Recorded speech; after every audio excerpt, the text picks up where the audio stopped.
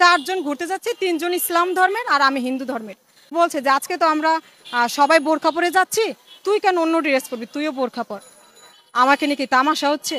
আমার ধর্ম নিয়ে কি তামাশা হচ্ছে? আর যেটা আমি কন্টিনিউসলি যেটা শুনে আসছি, গরুর আমি পূজা করি, ওই জিনিসটা আমাকে কন্টিনিউসলি বলে আসে, খাস না কেন, খেয়ে দেখ না, অনেক টেস্ট।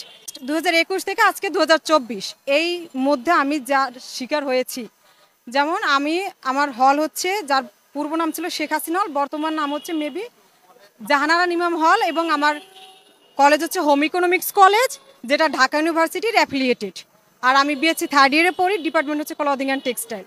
তো আমি যখন হলে উঠি, আমাকে বলা হয়েছে যে এরকম মানে ফ্রেন্ড সার্কেল ঘুরতে যাচ্ছি, যেখানে আমাকে বলা হয় যে চারজন ঘুরতে যাচ্ছি, তিনজন ইসলাম ধর্মের আর আমি হিন্দু ধর্মের। আমাকে ডিরেক্ট এই কথা বলা হয়েছে, এবং আমি নাম ধরে বলতে পারি, কিন্তু আমি চাচ্ছি না নাম আসুক।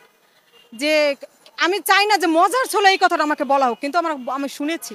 আমাকে বলছে যে আজকে তো আমরা সবাই বোরখা পরে যাচ্ছি, তুই কেন অন্য ড্রেস পরবি, তুইও বোরখা পর। আমাকে নিয়ে কি তামাশা হচ্ছে? আমার ধর্ম নিয়ে কি তামাশা হচ্ছে? আমার কাছে আমার এই আউটফিটে আমি ঠিক আছি, তাহলে আমার তো বোরখা পরার প্রয়োজন নেই, তাহলে কেন আমাকে বলা হয়েছে বোরখা পরতে হবে? যে বোরকা পরার কথা বলছে সে কি আপনার কি হয়? আমার ব্যাচমেট, এবং আমরা একই হলে থাকি। তাৎক্ষণিক কি প্রতিক্রিয়া জানাইছেন তাদের?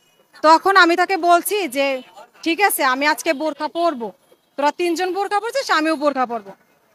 আগামীকালকে আমি ঘুরতে যাব, এই চারজন, সেদিন আমি টপস পরবো, বা আমি থ্রি পিস পরবো, বা আমি শাড়ি পরবো, আমার সাথে তোরা তিনজন ওই ড্রেস পরবি। শুনুন, আমি এখানে কিন্তু বলছি না যে ইসলাম ধর্মের সবাইকে ইন্ডিকেট করি। আপনি আমাকে কোশ্চেন করছেন আপনি কি কি বৈষম্যের শিকার হয়েছে, আমি এই যে একটা পয়েন্ট বলছি, এবং আজকে ওইটা মজা করে বলছে। অ্যাবসলিউটলি বৈষম্য মনে হয়, এটা কোনো রঙ্গ তামাশার বিষয় না, এটা কোনো মজার বিষয় না, এটা আমার ডিরেক্ট আমার ধর্মকে আঘাত করা। তাই ধর্ম যেখানে আঘাত করে, ধর্মকে যেখানে আঘাত করে, সেইটা আমার কখনোই মজা মনে হয় না। সরি টু সে, আমি এটাকে কখনোই মজা হিসেবে নিতে পারবো না। আরেকটা হচ্ছে যে, আর যেটা আমি কন্টিনিউসলি যেটা শুনে আসছি, বোরখাটা নয় আপনি বলে দিলেন যে মজার ছলে, এইটা না আপনি মজার ছলে বলে হয়তো কাভারও করবেন এটা মজার ছলে। এবার আসি আমি গো মাংসর কথা। ওই 21 সাল থেকে 24 সাল আমি কন্টিনিউয়াসলি শুনে আসছি কিছু কিছু স্পেসিফিক ফ্রেন্ডের কাছ থেকে, যে গরু একটা টপিক উঠায়, আমি যেটা খাই না, আপনি একটা মাংস খান না, আমি তো সেটা আমি আপনার সামনে ওইটার নাম উচ্চারণ করবো না, কারণ আপনার শুনতে অনেক আনইজি লাগবে, যেহেতু আপনি এটা খান না। আমি খাই না, এবং আমি ওইটার পুজো করি, গরুর আমি পূজা করি। ওই জিনিসটা আমাকে কন্টিনিউয়াসলি বলে আসে যে খাস না কেন, খেয়ে দেখ না, অনেক টেস্ট। কিভাবে না খেয়ে পারিস, এত টেস্টি একটা খাবার? এইটা কি তামাশা হচ্ছে আমার সাথে, আমার ধর্মের সাথে? এটা তামাশা হচ্ছে যে টেস্টি? আমিও তো অনেক টেস্টি মাংস খাই, তুই খাবি? তুই খাবি না তো। আর আমি তো ওই বিকৃত মন মানসিকতা না যে আমি এইটা বলবো তোকে।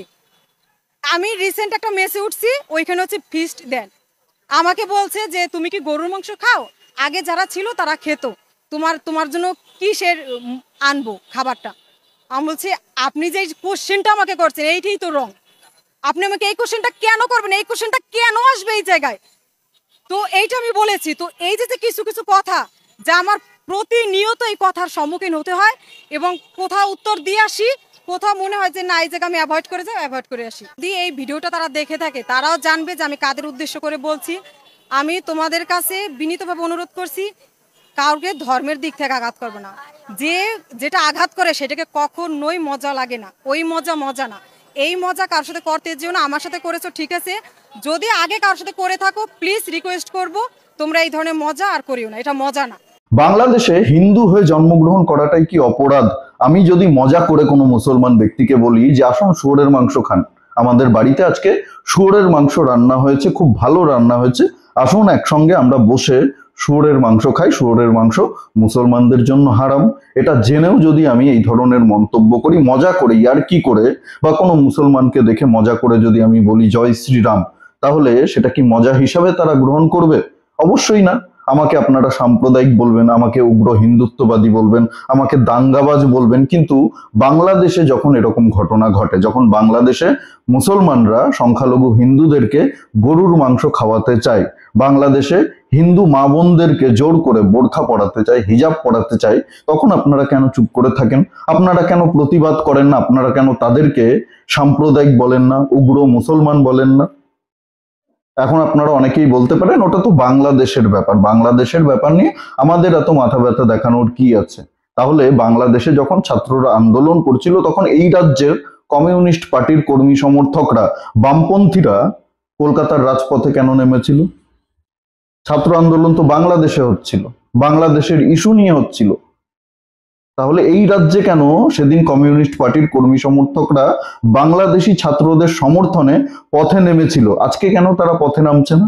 আজকে কেন তারা প্রতিবাদ করছে না যে বাংলাদেশে হিন্দুদের উপরে অত্যাচার হচ্ছে, তাদের বাড়িঘর জ্বালিয়ে দেওয়া হচ্ছে, জোর করে ধর্মান্তরিত করা হচ্ছে, তাদেরকে গরুর মাংস খাওয়ানো হচ্ছে, তাদের হিজাব পরতে বাধ্য করা হচ্ছে, বোরখা পরতে বাধ্য করা হচ্ছে, তাদের পুজো করতে দেওয়া হচ্ছে না?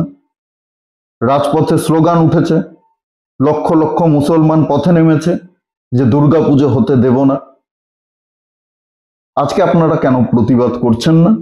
আজকে আপনারা কেন আওয়াজ তুলছেন না, রাজপথে নামছেন না? নাকি এগুলো আপনাদের এজেন্ডার মধ্যে পড়ে না? হিন্দু অত্যাচারিত হলে আপনারা চুপ করে মুখ বন্ধ করে সবকিছু দেখবেন আর মজা নেবেন। যার যেটা ধর্ম সে সেটা পালন করবে, তাদের রীতিনীতি মেনে পালন করবে। যারা গরু খেতে চায় না তাদেরকে কেন আমি জোর করে গরু খাওয়াতে যাব? কেন আমি তাদেরকে এই ধরনের মন্তব্য করব উদ্দেশ্য করে? এগুলো মজা নয়। আমি যদি কোনো মুসলমানকে দেখে বলি যে শুয়োরের মাংস খেয়ে যান, সেটা কি মজা হবে? সেটা আর কি হবে? মোটেই নয়। এগুলো উস্কানি, ইচ্ছাকৃতভাবে এই ধরনের উস্কানি দেওয়া হয়, ধর্মীয় অনুভূতিতে আঘাত করা হয়। এই ধরনের নোংরামিগুলো আমি কখনোই করি না, কখনোই সমর্থনও করি না। কোনো মুসলমানকে এই ধরনের মন্তব্য আমি আজ পর্যন্ত করিনি, ভবিষ্যতেও করব না। তার কারণ আমাদের যথেষ্ট সুশিক্ষা রয়েছে, আমরা মাদ্রাসায় পড়াশোনা করিনি, আমরা উগ্র না ওদের মতো। আমিও ধর্ম নিরপেক্ষ, আমিও সব ধর্মকে সম্মান করি। সব ধর্মকে সম্মান করা মানে এটা নয় যে আমি আমার ধর্মের প্রতি যদি কোনো আঘাত আসে, আমার ধর্মকে যদি কেউ ছোট করার চেষ্টা করে, আমার ধর্মকে নিয়ে কেউ যদি বাজে মন্তব্য করে, বা আমার ধর্মের মানুষদের উপরে কেউ যদি অত্যাচার করে, তাহলে আমি চুপ করে মজা দেখবো। এটাকে ধর্ম নিরপেক্ষতা বলে না। আজকে বাংলাদেশে মুসলমানরা সংখ্যাগুরু, তারা সংখ্যায় বেশি, হিন্দুরা সংখ্যায় কম, হিন্দুরা সংখ্যালঘু, তাই তাদের উপরে এই ধরনের আক্রমণ করা হচ্ছে, তাদেরকে এইভাবে হেনস্থা করা হচ্ছে, তাদের ধর্মীয় অনুভূতিতে জেনে বুঝে আঘাত করা হচ্ছে, দুর্গা পুজো করতে দেওয়া হচ্ছে না, তাদের বাড়িঘর জ্বালিয়ে দেওয়া হচ্ছে। কিন্তু এই দেশে, ভারতবর্ষে এখনো হিন্দুরা সংখ্যাগুরু, এই দেশে মুসলমানরা এখনো সংখ্যালঘু। আমরা যদি আপনাদের মতো আচরণ শুরু করি তাহলে এই দেশ থেকে মুসলমানরা কিন্তু তল্পিতল্পা গুটিয়ে পালাতে বাধ্য হবে। কিন্তু আমরা সেটা করি না, আমরা সহনশীল, আমরা চুপচাপ মুখ বুঝে সব সহ্য করি। চোখের সামনে অন্যায় হতে দেখেও আমরা প্রতিবাদ করি না। এটা আমাদের সহনশীলতা, এটা আমাদের দুর্বলতা নয়। যেদিন দেওয়ালে পিঠ ঠেকে যাবে সেদিন কিন্তু হিন্দুরাও আপনাদের ভাষাতেই আপনাদেরকে জবাব দেবে। ওপারে যদি হিন্দুদের উপরে অত্যাচার হয় তাহলে এপারেও তার প্রতিক্রিয়া দেখা যাবে।